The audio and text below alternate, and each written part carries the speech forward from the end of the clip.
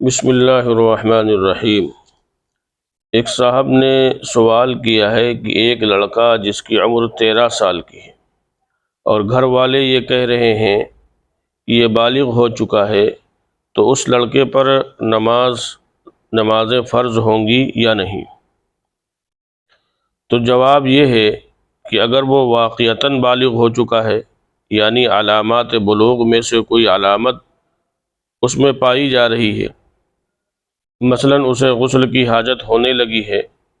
وغیرہ، تو ظاہر ہے کہ وہ بالغ سمجھا جائے گا اور اس پر نمازیں فرض ہوں گی، اس لیے کہ 12 سال کے بعد بچہ بالغ ہو سکتا ہے۔ البتہ اگر کوئی علامت نہ پائی جائے تو 15 سال کی عمر سے پہلے اسے بالغ نہیں مانا جائے گا۔ ایک سوال کیا ہے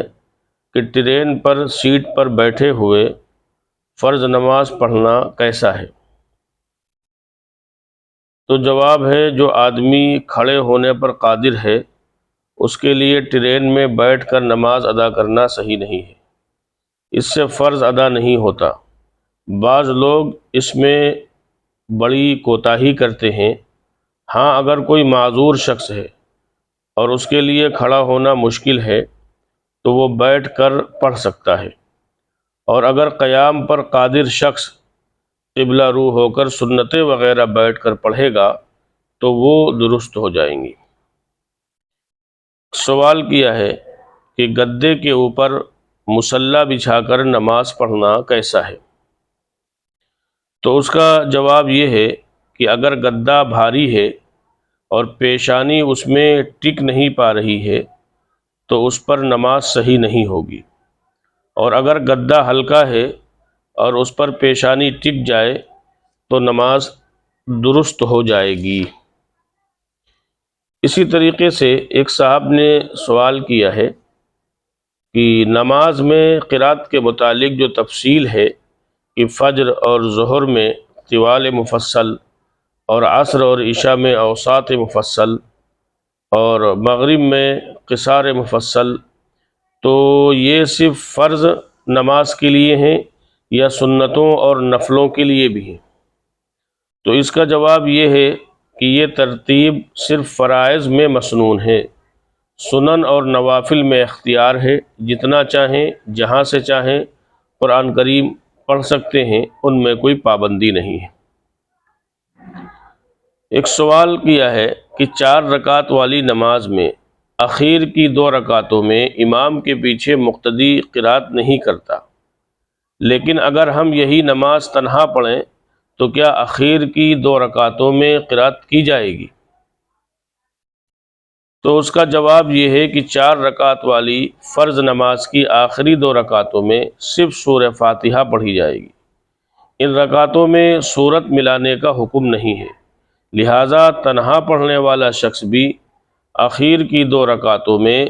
صرف سورہ فاتحہ پڑھے گا، سورت نہیں ملائے گا، لیکن سنن اور نوافل کی ہر رکعت میں سورت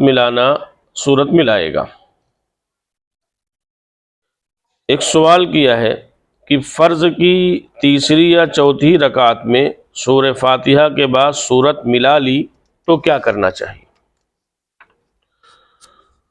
تو اس کا جواب یہ ہے کہ فرض کی تیسری اور چوتھی رکعت میں سورہ فاتحہ کے بعد سورت ملانے کا حکم نہیں ہے، لیکن اگر کسی نے ملا لی تو اس سے نماز فاسد نہ ہوگی اور نہ سجدہ سہو واجب ہوگا۔ ایک صاحب نے سوال کیا ہے کہ بڑی آیت کا کچھ حصہ ایک رکعت میں پڑھتا ہے اور بقیہ حصہ دوسری رکعت میں پڑھتا ہے، تو کیا نماز صحیح ہو جائے گی یا نہیں ہوگی؟ تو اس کا جواب یہ ہے کہ اس صورت میں نماز تو صحیح ہو جائے گی۔ مثلاً آیت الکرسی کا آدھا حصہ ایک رکعت میں اور بقیہ حصہ دوسری رکعت میں پڑھا تو نماز درست ہو جائے گی، لیکن بہتر یہ ہے کہ کم از کم 3 آیتیں یا ایک مکمل طویل آیت ہر رکعت میں پڑھی جائے۔ ایک سوال ہے کہ ایک شخص نے نماز میں کرامن کاتبین یعلمون ما تفعلون کے بجائے یعملون ما تفعلون پڑھ دیا تو نماز ہوئی یا نہیں؟ تو اس صورت میں اس کا جواب یہ ہے کہ اس صورت میں نماز درست ہو جائے گی،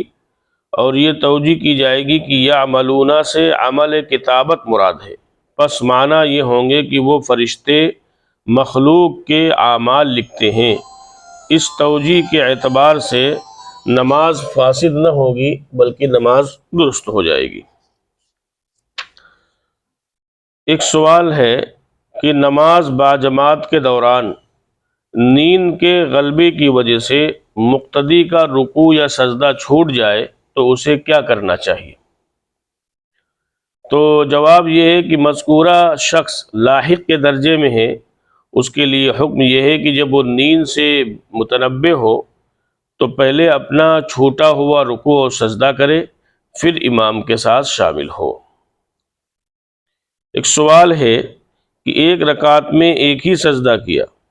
اور آخر میں سجدہ سہو بھی کر لیا تو نماز صحیح ہوئی یا نہیں ہوئی؟ تو اس کا جواب یہ ہے، ہر رکعت میں 2 سجدے کرنا فرض ہے اور دونوں کو ایک ساتھ کرنا واجب ہے، لہذا جس رکعت میں 2 کے بجائے 1 سجدہ کیا،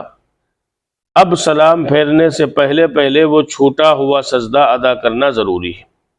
اور اخیر میں سجدہ سہو بھی واجب ہے، اس لیے کہ واجب میں تاخیر ہوئی۔ پس اگر اس صورت میں چھوٹا ہوا سجدہ کرنے کے بعد سجدہ سہو کر کے نماز پوری کی تو یہ نماز درست ہو جائے گی، اور اگر چھوٹا ہوا سجدہ ادا کیے بغیر سجدہ سہو کیا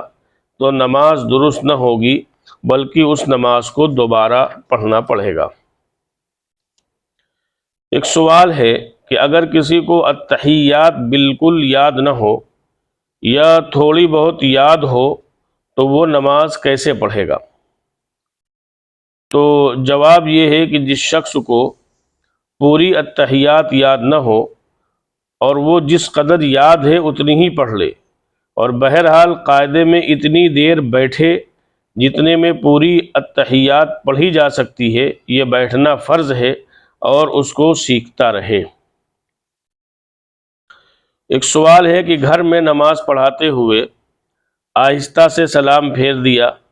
پھر یاد آنے پر زور سے سلام پھیرا، تو اس نماز کا کیا حکم ہے؟ تو جواب یہ ہے کہ جب اس نے پہلی مرتبہ آہستہ سے سلام پھیر دیا تو وہ خود تو نماز سے باہر ہو گیا، لیکن مقتدی ابھی نماز ہی میں ہیں۔ جب اس نے دوسری مرتبہ زور سے سلام پھیرا تو اب مقتدیوں نے بھی سلام پھیرا، تو اس وقت مقتدیوں کی نماز ختم ہوئی، اور بظاہر اس میں مقتدیوں کی نماز فاسد نہیں ہوگی، کیونکہ مقتدیوں کے سارے ارکان پورے ہو چکے ہیں، اور امام کے بالکل ساتھ سلام پھیرنا مقتدیوں پر لازم نہیں ہے، بلکہ بعد میں بھی سلام پھیریں تب بھی ان کی نماز درست ہو جاتی ہے، اس لیے اس صورت میں امام اور مقتدی سب کی نماز صحیح ہوگی۔ ایک صاحب نے سوال کیا ہے کہ مجھ کو نماز میں شیطان پریشان کرتا ہے، وہم ہوتا ہے، شیطان وسوسہ ڈالتا ہے، اس وہم اور شیطانی وسوسوں سے بچنے کی کوئی دعا ہے؟ تو اس کا جواب یہ ہے کہ آپ کثرت سے سورہ ناس اور اعوذ باللہ من الشیطان الرجیم کا ورد رکھیں اور جی لگا کر نماز پڑھیں، تو یہ پریشانی انشاءاللہ دور ہو جائے گی۔ اللہ تعالی ہمیں عمل کی توفیق عطا فرمائے۔